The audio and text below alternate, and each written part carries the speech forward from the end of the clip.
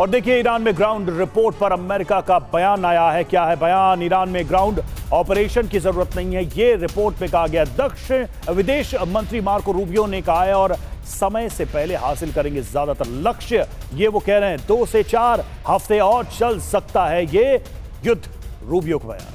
और देखिए ईरान में ग्राउंड ऑपरेशन, अमेरिका का यू टर्न, क्या कहा गया है मार्को रूबियो की तरफ से, जल्दी से उस पर नजर डालते हैं। ईरान में ग्राउंड ऑपरेशन की जरूरत नहीं है, वो कह रहे हैं ज्यादातर लक्ष्य समय से पहले हासिल करेंगे। ग्राउंड ऑपरेशन क्यों नहीं, उसका वो तर्क भी देखिए, उसके पीछे का लॉजिक भी समझिए। एक तो भौगोलिक चुनौती है, यहां पर पहाड़ी इलाके किले का काम कर रहे हैं और अमेरिकी सेना के लिए जंग लड़ना आसान नहीं है उस जमीन पर।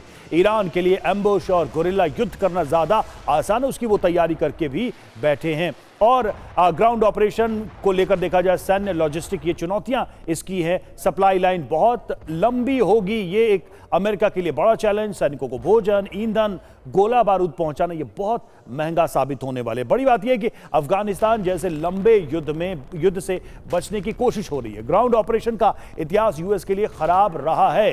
युद्ध लंबा हुआ तो और अधिक आर्थिक नुकसान होगा, यह साफ दिखाई दे रहा है। ब्रजेश सर, इतिहास बता रहा है, मतलब अगर सेकेंड वर्ल्ड वॉर के बाद देखें, जो लंबे वॉर रहे हैं जहां पर ग्राउंड पर अमेरिका एंगेज हुआ है, अंततः उसकी हार ही हुई है, वापस लौटना पड़ा है, ह्यूमिलिएशन झेलना पड़ा है। क्या यह इतिहास मार्को रूबियो या फिर ट्रंप नहीं जानते हैं, नहीं देखना चाहते हैं, या उससे सीख नहीं रहे?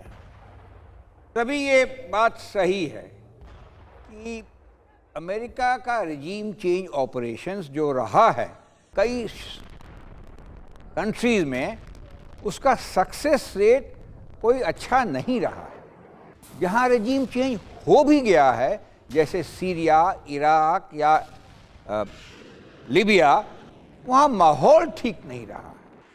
मगर ये वॉर थोड़ा अलग सा है। इस वॉर ये नॉन कॉन्टैक्ट ऑपरेशंस रहा है। ये बमबारी के जरिए, मिसाइल के जरिए, ड्रोन्स के जरिए। हाँ, अमेरिका थ्रेटन ज़रूर कर रहा है कि हम मरीन्स को ले आए हैं, हम एयरबॉर्न ट्रूप्स को ले आएंगे, हम ये करेंगे, हम खर आइलैंड को कब्जा कर लेंगे, हम जो आपका हॉर्मुज है उसके शोल्डर्स को ऊपर कब्जा कर लेंगे ताकि शिपिंग चलती रहे। तो ये सब कह तो रहे हैं, मगर ये है बहुत जटिल, है बहुत कॉम्प्लेक्स। और मार्को रूबियो का भी स्टेटमेंट इसी के बारे में बताता है कि भाई देखिए, हमको 10 दिन के अंदर फला फला कर देंगे। तो वॉर के अंदर एक और लड़ाई होती है नैरेटिव सेटिंग की, उसको हम ग्रे जोन ऑपरेशन भी कहते हैं।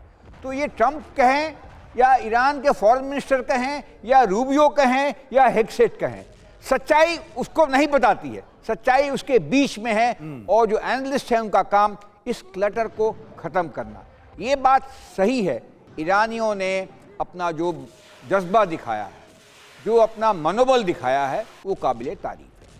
किसी का शायद अंदेशा, ये सोच सही नहीं रहा होगा कि 30 दिन के अंदर ईरान टिक पाएगा, बिल्कुल सर, और मार पाएगा अपने दुश्मन देश अब के तो अंदर अमेरिका। आपने शुरुआत में जब बात शुरू की थी तो आपने कहा था अमेरिका एक सुपर पावर है। अब उस इमेज को डेंट लगता दिखाई दे रहा है। अगर यहां से कुछ कंसिडरेबल हाथ नहीं लगता है ट्रंप को, तो यह निश्चित तौर पर उस छवि को एक बड़ा झटका लगेगा। और पीछे रूस और चीन तो है ही उस छवि को और ज्यादा कमजोर करने के लिए। और देखिए हिजबुल्लाह की रादवान सेना का जोरदार हमला, जी इजरायली सैन्य काफिले पर हमला हुआ है। घात लगाकर हमले में कई सैनिक मारे।